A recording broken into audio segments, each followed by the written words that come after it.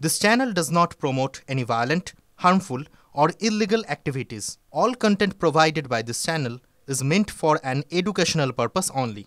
Cancer Healer Center, a new beginning.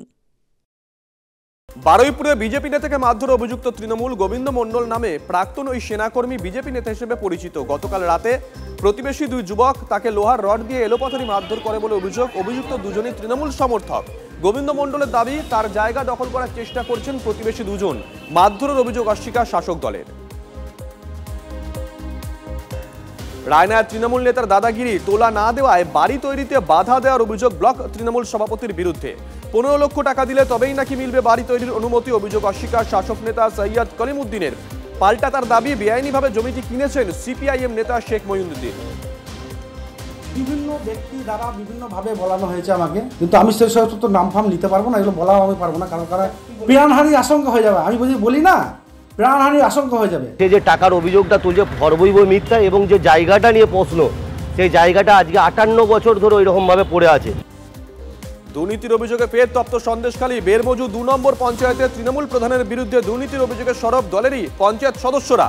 MNREGA প্রকল্পে কোটি টাকা আত্মসাৎ, পঞ্চায়েত বিল্ডিং সংস্কারের নামে টাকা লুট সহ একাধিক দুর্নীতির অভিযোগ প্রধানের বিরুদ্ধে। সিদ্দিক মোল্লার গ্রেপ্তারের দাবিতে আজ বিক্ষোভ কর্মসূচি। মুখ্যমন্ত্রীর কড়া নির্দেশকে তোরাই কেয়ার। দিনের আলোয় অবাধে বালি পাচার চলছে আলিপুরদুয়ারে। শোভাগঞ্জ থেকে অবাধে বালি বোঝাই ডাম্পার যাচ্ছে কোচবিহার সীমান্তে। শাসক দলের মদতে বালি পাচারের অভিযোগ। এভাবে বালি তোলা হলে কালজারি নদীর গতিপথ পরিবর্তনের আশঙ্কা স্থানীয় বাসিন্দাদের। এই যে বালি এখান থেকে নিয়ে যাওয়া হচ্ছে, আদতেও তাদের পারমিশন আছে? তারা কি সরকারি নিয়ম নীতি মেনে সেটা নিয়ে যাচ্ছে, না সেটা অবৈধভাবে নিচ্ছে? এটাই কিন্তু আজকে সকলের মনের মধ্যে একটা প্রশ্ন। আবাসের প্রথম কিস্তির টাকা পেলেও ঘর তৈরি করতে পারছেন না চন্দ্রকোনার রাধাবল্লভপুরের বাসিন্দা নমিতা কোটাল। কারণ সরকারি পাট্টার কাগজ হাতে থাকলেও এখনো মেলেনি জায়গা।